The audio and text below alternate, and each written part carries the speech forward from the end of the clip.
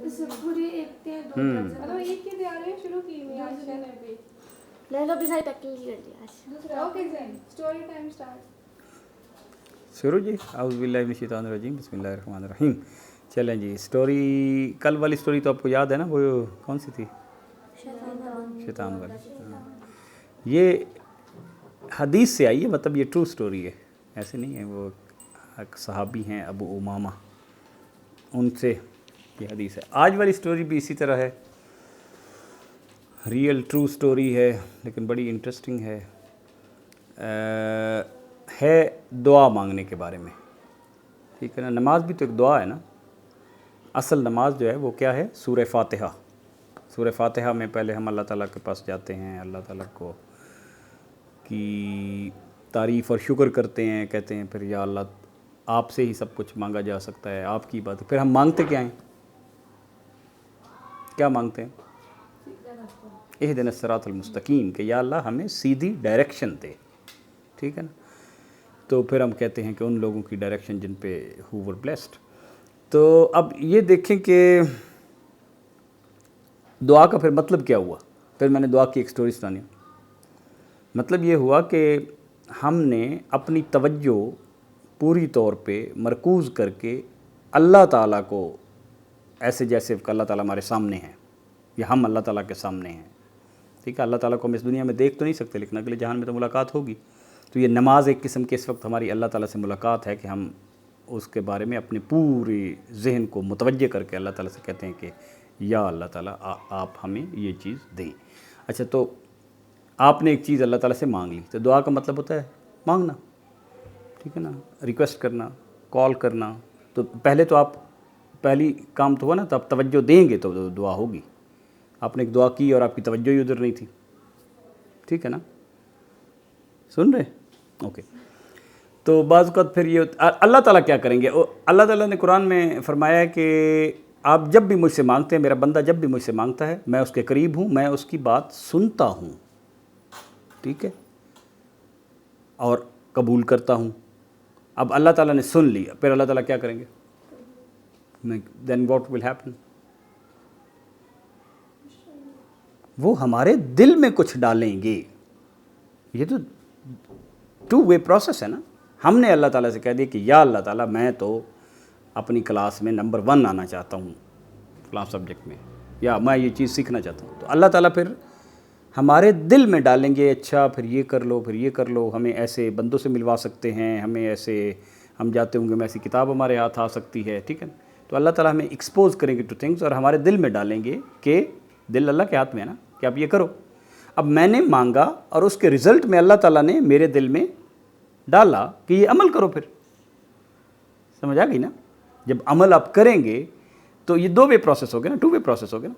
अब मैं मांगता रहूँगा और अल्लाह ताला उसके नतीजे में मेरे जहन में डालते रहेंगे और मुझे डायरेक्शन दिखाते रहेंगे। अगर मैंने उस डायरेक्शन पे अमल ना किया तो फिर क्या होगा? दुआ कबूल नहीं होगी। कुछ भी नहीं, अल्लाह ताला ने अपना काम कर दिया। राइट। तो कबूलियत का प्रोसेस तो लगातार चलता रहता है। हाँ, फिर रिज़ल्ट उसका कब निकलेगा उसके लिए तो कई और चीज़ें भी चाहिए। वो बाकी चीज़ें भी कंप्लीट होंगी एट देयर ओन टाइम। वो टाइम अल्लाह ताला के कंट्रोल में। मसलन आपने यहाँ से नथिया गली जाने का, सैर करने का इरादा किया, तो कितनी चीज़ें आपने तो इरादा कर लिया, अल्लाह ताला से मांग लिया कि अल्लाह मैं जाना चाहता हूँ। अल्लाह ताला ने कहा कि ठीक है, फिर आप जुमेरात को निकल जाएँ। आप जुमेरात को तैयार हुए, आपके पास पैसे होने चाहिए, आपके पास सेहत होनी चाहिए, आपके घर के बाकी लोग जो हैं वो भी ठीक ठाक होने चाहिए। एक बंदा भी बीमार हो गया तो आप कहेंगे कि नहीं फिर तो नहीं जा सकते, हम तो उसका ख्याल रखेंगे नानी का। ठीक है, आपके पास मौसम अच्छा होना चाहिए, रोड ब्लॉक नहीं होना चाहिए, मुल्क के हालात अच्छे हों। ठीक है ना, मरी में कोई ऐसे हंगामा नहीं होना चाहिए, कुछ भी हो सकता है ना। तो देयर आर 1001 फैक्टर्स। वो अल्लाह ताला फिर वो सारे फैक्टर्स को अपने उनके कंट्रोल में चला रहे होते हैं और फिर ऑफ कोर्स वो फैक्टर्स सारे कन्वर्ज होंगे तो टाइम होगा। तो टाइमिंग अल्लाह के हाथ में है। इसका मतलब ये नहीं कि दुआ नहीं कबूल हुई। राइट। तो अब एक स्टोरी ये है कि एक शख्स अल्लाह ताला से दुआ मांगता है, तो अल्लाह ताला फिर फरिश्तों को कहते हैं कि ये काम करो, और फिर कुछ चीज़ें डायरेक्ट अल्लाह कर रहे होते हैं जो फरिश्तों को भी नहीं मालूम होती। कई चीज़ें अल्लाह ताला डायरेक्ट कर रहे होते हैं जो फरिश्तों को भी नहीं मालूम होती। राइट। तो फरिश्ते तो ज़ाहिरी जो चीज़ें वो रिकॉर्ड कर रहे होते। तो بندے نے دعا مانگی اور بندہ نیک تھا، تو اللہ تعالیٰ نے فرشتوں سے کہا کہ یہ نیک آدمی ہے، تو اس نے یہ چیز مانگی ہے، اسے دے دو، اچھا بندہ۔ فرشتوں نے ایسے ہی کیا۔ تو پھر ایک ہوا کہ دوسرے ایک بندے نے دعا مانگی، اور اللہ تعالیٰ نے فرشتوں سے فرمایا کہ اس نے یہ چیز مجھ سے مانگی ہے، اس کو کچھ دے دو اور کچھ رکھ لو، کچھ ہولڈ کر لو، بعد میں دے دیں گے۔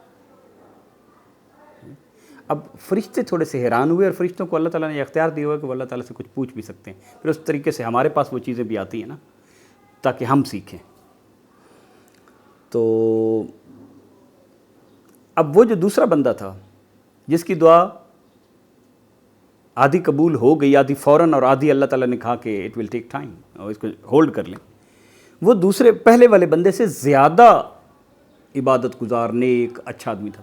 تو فرشتوں کو یہ حیرانی ہوئی کہ اس بندے کو تو سارا دے دیا تھا مانگنے پہ، اور اس کو حالانکہ اس سے اچھا آدمی ہے، سارا تو نہیں مانگنے پہ دیا۔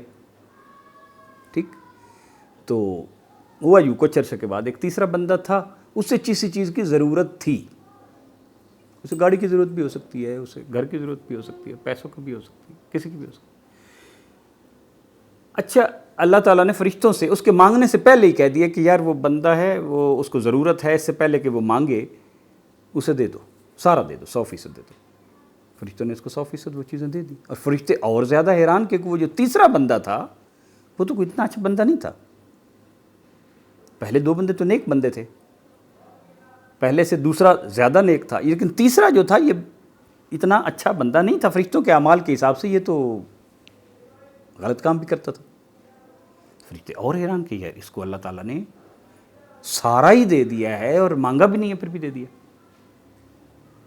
پھر اللہ تعالیٰ نے فرشتوں کو یہ چیز بتائی کہ ایسا کیوں ہوا ہے، تو اللہ تعالیٰ نے یہ فرمایا، اس طرح کا مفہوم ہے، حدیثوں سے آئی یہ چیز کہ ہم نے بڑے اتھینٹک اسکالر سے سنی ہے۔ ٹھیک، تو یہ ہوا یوں کہ اللہ تعالیٰ نے کہا کہ دیکھو جو پہلا بندہ تھا نا، وہ نیک بندہ تھا، اس نے میرے ساتھ اتنا اچھا تعلق بنایا ہوا ہے کہ وہ جو بھی مانگے میں کہتا ہوں کہ دے دو، کہ اتنا اس سے اچھا تعلق ہے، وہ میرے پہ اتنا ریلائی کرتا ہے، اتنا مجھ پہ توکل کرتا ہے، اور میں دے دیتا ہوں۔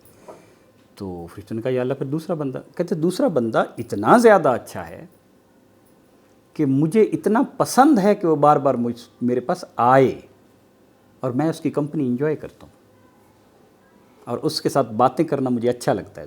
تو میں اگر سارا ہی دے دیتا تو پھر پتہ نہیں وہ مصروف ہو جاتا، نہ آتا، تو میں چاہتا ہوں کہ تھوڑا سا ہولڈ کر لوں، تو بار بار آئے گا، تو مجھ سے مانگے گا، دینا تو میں نے ہے، لیکن اس بہانے اس کے میرے پاس چکر لگتے رہیں اور وہ مجھ سے مانگتا رہے، مجھے اس کا یہ عمل اتنا بہت زیادہ پسند ہے، تو آئی لائک ہم سو مچ۔ تیسرا بندہ پھر فرشتوں نے کہا یہ کیا بات ہوئی، وہ بندہ تو اتنا اچھا نہیں تھا، تو اور اس کو آپ نے، کہتا ہے وہ بندہ اتنا برا ہے کہ مجھے یہ پسند ہی نہیں ہے کہ وہ میرے دروازے پہ آئے مانگنے، تو میں اس سے پہلے ہی دے دیتا ہوں۔ اس کی آواز بھی مجھے پسند نہیں ہے، وہ ہو سکتا ہے مخلوق کو تنگ کرتا ہو، اور ہو سکتا ہے اللہ کو یاد ہی نہ کرتا ہو۔ ٹھیک، تو اللہ تعالیٰ نے اسے بالکل ایٹ اے ڈسٹنس رکھ دیا ہے، تو اس کی دعا اس کو ملی جا رہا ہے۔ یہ بڑی گہری بات ہے، اور آپ نے اس کے بارے میں سوچنا ہے کہ زندگی میں ایسے ہوتا ہے نا کہ ہماری دعائیں ہیں، وہ ہم نے دعا مانگ رہے ہیں یا اللہ تعالیٰ یہ میرا مسئلہ حل ہو جائے، وہ مریض ٹھیک ہو جائے، ہوتے ہیں نا گھر میں مسائل، لیکن وہ دے آر ٹیکنگ ٹائم، تو ہم مایوس ہو جاتے ہیں کہ اللہ تعالیٰ نے تو دعا نہیں، لیکن اللہ تعالیٰ کے دعا کے طریقے کتنے مختلف ہو سکتے ہیں، لیکن اللہ سنتا ہے اور ساتھ ساتھ قبول کر رہا ہوتا ہے، سمجھا؟ تو یہ بات ہے۔ ٹھیک ہے، بس آج کی سٹوری اتنی ہے، اس کے بارے میں آپ نے سوچنا ہے۔ من اشہد ان لا الہ الا انت نستغفرک ونتوب الیک۔